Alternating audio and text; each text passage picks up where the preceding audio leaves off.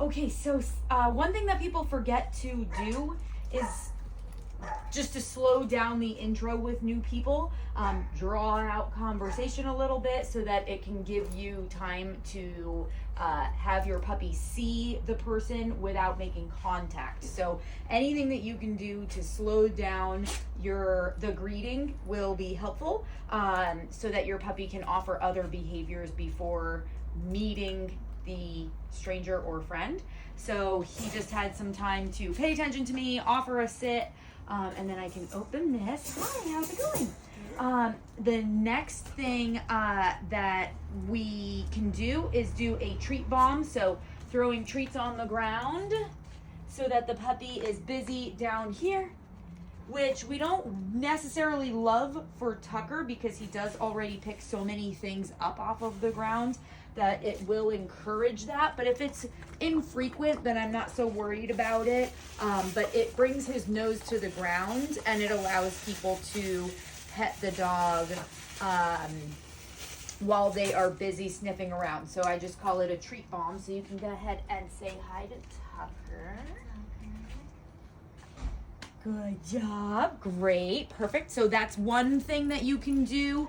And we'll also be working on not picking things up off of the ground separately, but that can be just something nice to do.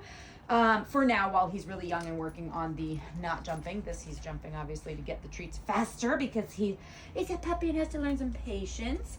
The other thing that people can forget to do is they forget to shorten their leash. So when their dog goes to say hi to somebody, they're usually at the end of the leash, and that means that you're only using a verbal cue, and our dogs are pretty much deaf most of the time. They don't care what we have to say most of the time anyway.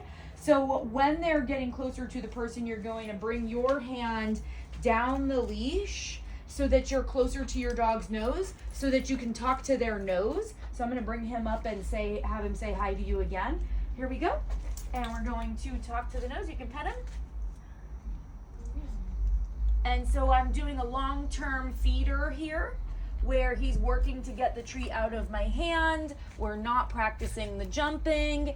Here we go, this way. And so what that means is instead of him going up and greeting the person and me having to do the ballerina arm and trying to reach his nose with a food lure or a treat,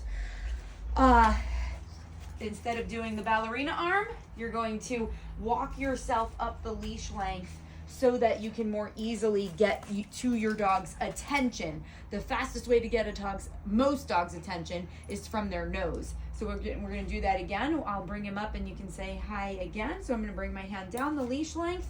Okay, let's say hi. Now I'm able to have a treat right in front of his nose. He's getting double rewards. He's getting treats and pets at the same time. And then I can ask potentially for a sit. Let's see if we can get it. What are you going to do? What are you going to offer? There we go.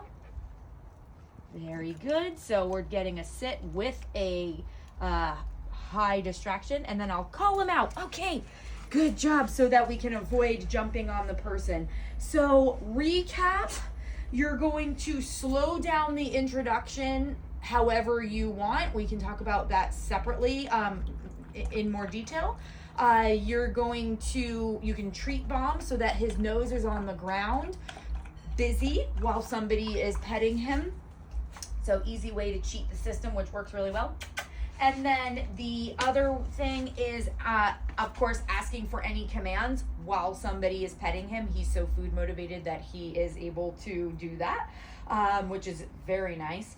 And then the other part is, instead of being a ballerina and stretching to reach his nose, you're going to walk up your leash length so that you can talk to your dog's nose, which is typically most dogs' easiest way to get their attention is with their nose rather than their ears. Dogs tend to use their ears more for alerts, danger in the environment, so scary sounds, things like that. So paying attention to our verbal cue is the lowest of importance at this time. So we'll go up again, and instead of me being reliant on a verbal cue and being at the end of my leash, I'll go up and we'll do a treat bomb. We'll see what we get with that one. Ready? Good boy. I'll reward that. Ooh, we dropped it. We'll reward that sit So capturing the sit, and we'll go up and do a treat bomb, and you can pet again. And then I'll call him out when he's about done, so that we avoided the jump, and it was a pleasant experience for everybody. Right?